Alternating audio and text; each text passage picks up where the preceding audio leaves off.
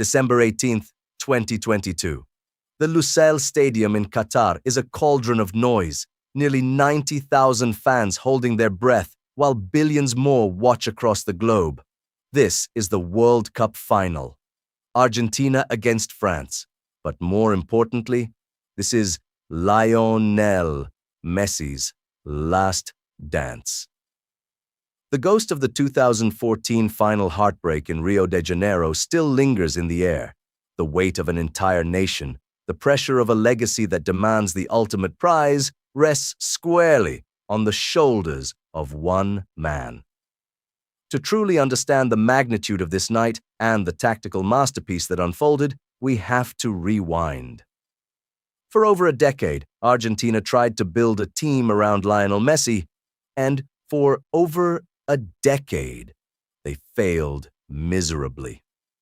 From deploying a top-heavy, unbalanced attack with too many forwards under Diego Maradona in 2010, to the chaotic, heavily disjointed systems of Jorge Sampaoli in 2018, the national team had become a graveyard for tactical coherence. Messi was far too often isolated, forced to drop agonizingly deep into his own half just to touch the ball, surrounded by players who seemed to expect him to conjure miracles entirely on his own. It was a suffocating pressure.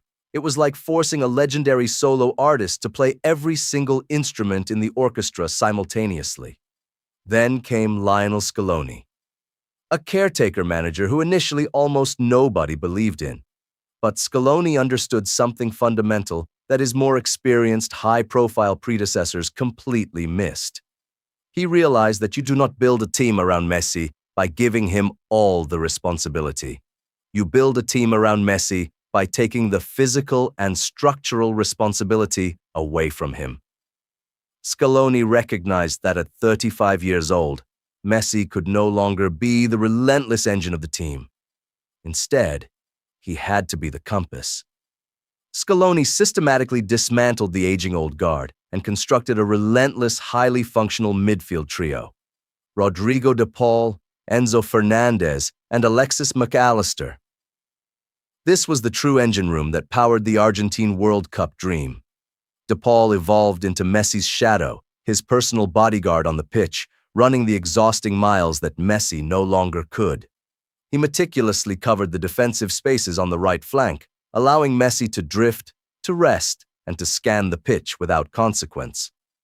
This brings us to a crucial tactical element that so many casual observers misunderstand.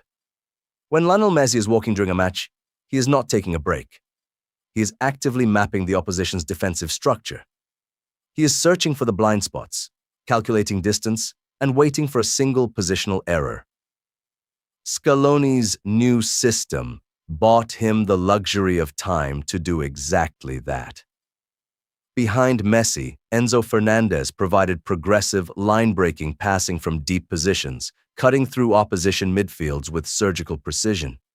Meanwhile, Alexis McAllister operated brilliantly in the half spaces, linking the midfield to the attack with his exceptional football IQ.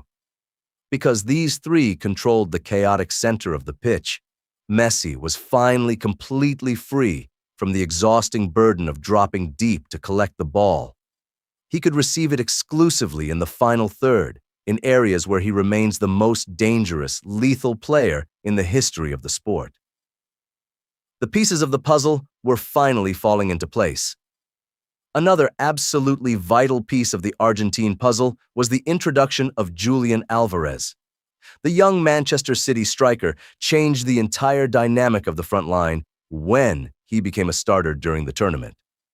Unlike other forwards who had struggled to fit the system, Alvarez offered relentless, unceasing pressing. He was a one-man wrecking ball out of possession, constantly hounding defenders, cutting off vital passing lanes, and forcing critical errors. This intense defensive work rate from the central striker position was absolutely essential. Because Messi was conserving his energy, Argentina was effectively defending with 9 outfield players. But Alvarez ran for 2 men. His aggressive pressing acted as the absolute first line of defense, making it incredibly difficult for opponents to build up play comfortably from the back. And ensuring that Messi was never pressured into meaningless defensive sprints. But the true masterstroke, the absolute pinnacle of Scaloni's tactical genius, was revealed in the final against France.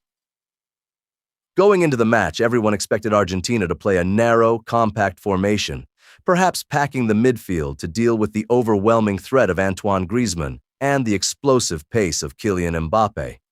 Instead, Scaloni deployed a massive tactical curveball. He started Angel Di Maria, but he didn't just start him. He placed him aggressively high and extremely wide on the left wing. This single decision completely dismantled the French game plan. France's right side, consisting of Jules Koundé and Ousmane,